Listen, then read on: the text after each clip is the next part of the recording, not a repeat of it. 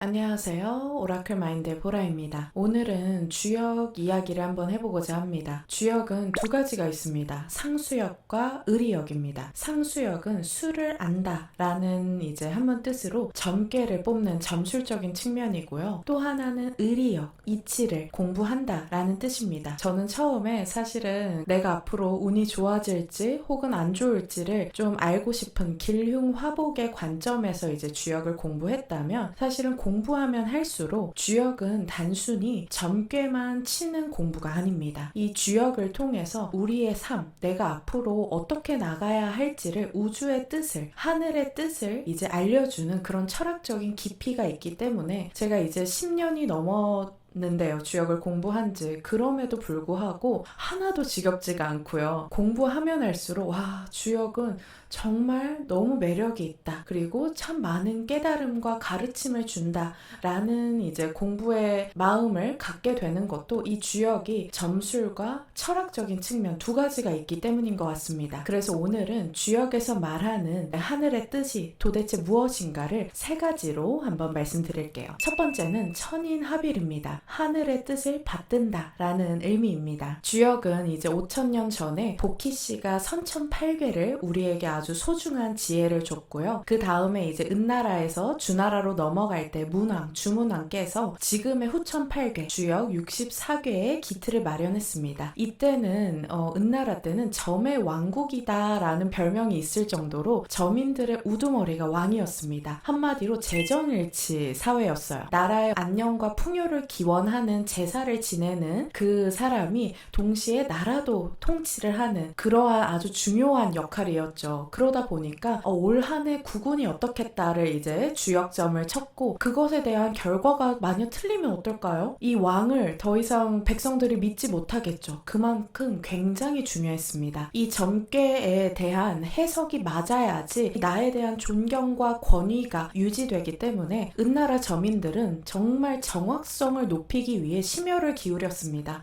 저희는 지금 이제 주역 타로나 혹은 엽전이나 산가지로 이제 주역을 뽑는데 이게 100% 맞기는 사실 쉽지 않죠. 그쵸? 그리고 틀린다고 하더라도 요번에 좀 틀리게 나왔네, 달랐네 라고 넘어가면 되지만 이때는요 정말 내 목숨줄이 달릴 정도의 중대한 사안이었습니다. 그러한 정확도에 대한 연구와 탐구가 정말 이때는 대단했겠죠. 사실은 저희 주역하는 사람들은 그때의 데이터를 지금 이렇게 귀중한 지혜를 활용해서 이렇게 공부할 수 있다는 것이 참으로 행운으로 느껴집니다. 그래서 그때는 주역 타로 같은 이런 간편한 방법, 도구가 없었기 때문에 갑골점, 이제 거북이 등껍질을 활용한 점수를 치거나 혹은 대나무 산가지를 활용한 시초법으로 주역 점괘를 뽑았고요. 이게 맞는지 안 맞는지를 아주 면밀하게 관찰했습니다. 이제 제가 주역 타로 교육을 할 때도 오늘의 운세, 주간 운세, 월간 운세를 꼭 매일매일 뽑아보셔라 말씀드리는데요. 그 이유가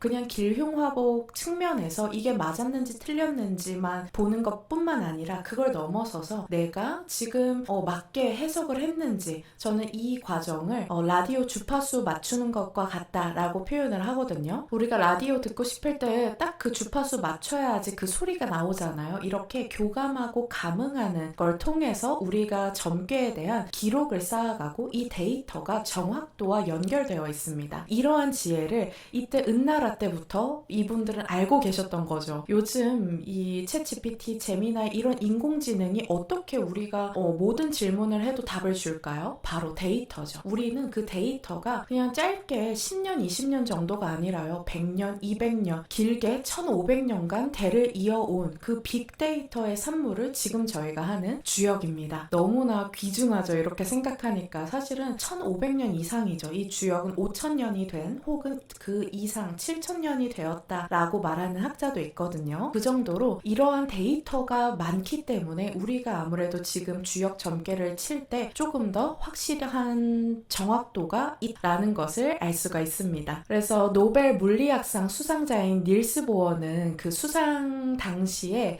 음양과 주역 8개가 이제 프린팅된 가운을 입고 등장해서 굉장히 많은 사람들한테 놀라움을 안겨줬는데요. 닐스 보어도 연구를 하면서 깨달은 것 같아요. 이 양자의 세계, 물리 세계를 공부하니까 모든 것이 상보적, 음과 양으로 쌍으로 이룬다는 것을 이제 깨달았고, 그것을 동양 철학, 이 5,000년, 7,000년 전에 어떻게 깨달았지? 라는 놀라움으로 주역의 매력에 푹 빠진 것 같습니다. 5,000년, 7,000년 전에는요, 농업사회도 아니었어요. 어업과 수렵과 채집의 정말 말 그대로 원시 시대였거든요. 근데 놀랍지 않으세요? 그때 어떻게 이 우주의 법칙을 알았을까? 이들이 정말 인간적인 마음뿐만 아니라 인간적인 욕심에서 이것은 나온 게 아니라 하늘과 합의를 했기 때문에 하늘의 계시를 받아서 이 지혜를 만들었다라는 것을 착안했다, 발견했다는 것을 우리가 알 수 있습니다. 두 번째로 낙천입니다. 군자와 소인의 차이인데요.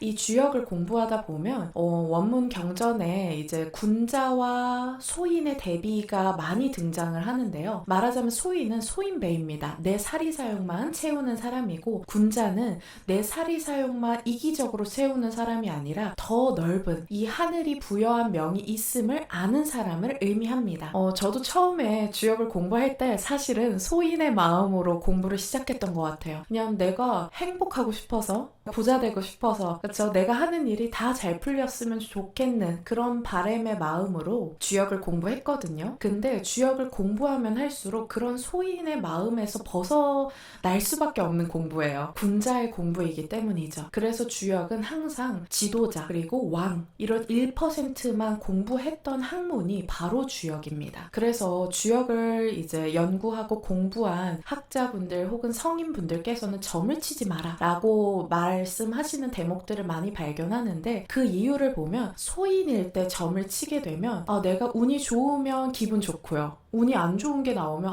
너무 우울하다, 내 팔자 왜 이럴까 하고 너무 맹목적으로 의존하기 때문에 이것은 주역의 큰 뜻이 아니다 라고 해서 점치지 말라 라고 이제 말씀을 하시거든요. 근데 이제 21세기에 활용할 때는 우리가 군자의 마음으로 이 점을 친다면 지금의 어려움을 이겨나갈 수 있는 원동력이 된다 라고 표현을 하고 싶습니다. 그래서 군자는 오히려 좋은 괴가 나오더라도 자만하지 않고, 또 안 좋은 괴가 나온다고 해서 우울하거나 피하지 않고, 내가 지금 힘든 때구나, 그러면 내가 좀 욕심을 내려놓고 마음을 단단하게 잡아야겠다라고 승화하는 것이 군자입니다. 그래서 소인은 자신에게 명이 있음을 알지 못하기 때문에 내 배만 불리려는 사람인 거죠. 집착하는 사람인 거죠. 우리가 인간인지라 생로병사, 이 고난과 고통은 필연적입니다. 지금 아무리 좋다, 내가 지금 돈도 여유롭고 건강하다라고 해서 병에 안 걸리나요? 혹은 병에 안 걸린다고 하더라도 죽지 않진 않죠. 누구에게나 그 끝은 있습니다. 이 어려움과 고통이 있죠. 근데 이것에 대해서 주역은 불운이다, 흉운이다 라고만 보지 않고, 이러한 시련 역시도 내가 가고자 하는 길에 있어서, 내가 성장에 있어서 꼭 필요한 과정이다, 이 시련을 불행으로만 여기지 않았어요. 그게 바로 군자의 마음이고, 그런 군자가 앞으로 나아갈 때 마음을 더 단단하게 해주는 공부로서 주역이 역할을 했던 것이죠. 그래서 주역에서 말하는 이제 군자는요, 명을 아는 것이다, 그것이 바로 군자의 구원이다 라고 말을 했습니다. 그래서 군자는 흉한 괴를 뽑을까, 흉한 일이 벌어질까 우려하지 않습니다. 그리고 내가 가고자 하는 길이, 이 여정이 힘든 일이 있다고 하더라도 그것을 피하고 숨고 원망하는 것이 아니라 더 용기의 마음으로 감수하겠다라고 생각해서 피하지 않았어. 왜냐하면 내가 힘든 길을 가야 하는 것이 우주의 큰 뜻이라면 받아들이겠다. 저항하지 않은 거죠. 무저항 상태입니다. 그래서 군자는 이 흐름을 거스르지 않고 이걸 받아들임으로써 내가 억지로 인위적으로 하지 않는 무위의 행을 했다라고 생각해 주시면 좋습니다. 그래서 명을 이루기 위해 내 에너지를 낭비하지 않는 그러한 지혜가 있던 것이죠. 이게 바로 낙천, 입니다. 하늘을 즐기는 태도입니다. 우리가 살다 보면 내 뜻과 사람들이 완전히 100% 일치되는 때가 얼마나 돼요. 그쵸? 그러다 보면 내가 가는 길이 틀렸나? 이 사람들은 왜 나를 괴롭히지? 라고 원망하는 것이 아니라 군자는 지금 나를 반대하고 나를 힘들게 하는, 괴롭게 하는 이 상황, 이 사람들 역시도 괜찮다. 왜냐하면 이 순간은 지나가고 나에게는 큰 뜻이 있기 때문에, 나는 하늘의 도를, 하늘의 명을 행하는 사람이기 때문에 이 상황, 이 힘든 상황도 즐길 수 있다라는 거시적인 마인드, 군자의 마인드를 취할 수 있었던 것이죠. 하늘의 시간과 인간의 시간은 다르기 때문에 인간의 감각에선 더디 흐를 수 있어요. 이 힘든 운이 언제 지나가지? 라고 할 수 있지만 군자는 그것을 답답하게 여기지 않습니다. 아주 기꺼운 마음으로 지켜보는 것이죠. 말하자면 우리가 영화관에서 영화를 보는 태도와 비슷합니다. 그 영화 속의 장면에서 전쟁 상황으로 피가 튀기기도 하고 또 사람을 죽이기도 하고 죽는 장면이 나올 수도 있어요. 근데 우리가 그걸 보는 관객의 마음에서는 그 상황이 그냥 영화 속의 장면일 뿐이지 내가 죽는 것은 아니죠. 근데 우리가 이러한 군자의 마음, 거시적인 마음이 없을 때는 그 영화 속, 스크린 속의 내용이 나인 줄 알고 드라마인 것 뿐인데 내가 죽는 것처럼 아파하고 마음이 너무 슬프고 괴롭고 하면 사실은 그건 너무 어리석은 거죠. 그렇죠? 그래서 우리가 이 군자는 그 영화 속의 장면을 생생하게 몰입하고 즐기면서도 동시에 내가 그것을 지켜보는 관객이라는 것을 아는 주시자의 마음이 있다. 이것이 바로 군자입니다. 이제 세 번째, 지천명 이라고 이제 말을 하는데, 우리 지천명 많이 들어보셨죠? 공자님께서도 50은 지천명의 때다 라고 말씀을 해주셨는데, 하늘의 뜻, 천명을 아는 것입니다. 이 하늘의 뜻을 아는 것이 운이 좋아지는 방법입니다. 그래서 주역에서 말하는 이 개운법, 행운법은 하늘의 뜻, 천명을 따르는 것입니다. 천명을 따르면 운이 좋아집니다. 말하자면 우리가 바다에서 서핑을 한다 생각할 때 이제 바람이 불어오는, 파도가 이제 오는 쪽으로 보드를 타게 되면 아주 수월하게 나갈 수 있죠. 근데 내가 그 파도와 반대되는 지점으로 이제 보드를 타려고 하면 인간이 나도 지치고 또 너무 이제 애는 많이 쓰는데 조금밖에 나가지 않고 오히려 뒤로 밀려 나가겠죠. 이게 바로 천명을 아는 자와 모르는 자의 차이인 것 같습니다. 그래서 명을 이루라고 주어진 힘이 운이며 하늘이 나를 낳은 목적이 명을 이루는 것이기 때문이다 라고 주역에서 말을 하고 있습니다. 그래서 우리가 살아가면서 가시밭길 같은 상황이 누구나 주어져요. 근데 이때 이 군자의 마음으로서 이 스크린, 영화를 지켜보는 주시자의 마음으로 이 상황을 지켜보고 노력을 하면 이 하늘에서는 음으로 양으로 돕는다. 이것이 바로 주역에서 말하는 자천우지, 스스로 노력하는 자에게 하늘도 돕는다 라는 뜻입니다. 그래서 이런 어려운 상황에서도 군자가 하늘의 뜻을 알고 가고자 하는 발을 분명히 세울 때는 귀인들이 찾아오고요. 많은 사람들이 나를 도와주고 또 나를 따르는, 나를 존경하는 사람들이 많이 생겨서 결국에는 높은 자리에 앉는다 라고 말을 합니다. 그래서 운에 개의치 않고 천명을 따르는 군자는 이러한 진정성이 힘든 운도 굴복시킨다 라고 주역에서 말을 하고 있습니다. 사람이 자신의 명을 알지 못하면 삶의 의미를 알 수가 없죠. 내가 왜 살아야 되지? 왜 이 힘든 것이 나한테 주어졌지? 하고 하늘을 원망하기만 합니다. 근데 우리가 주역을 공부하면 하늘의 뜻, 천명이 무엇인지를 알게 됩니다. 천명을 알게 되면 운명을 사랑하게 돼요.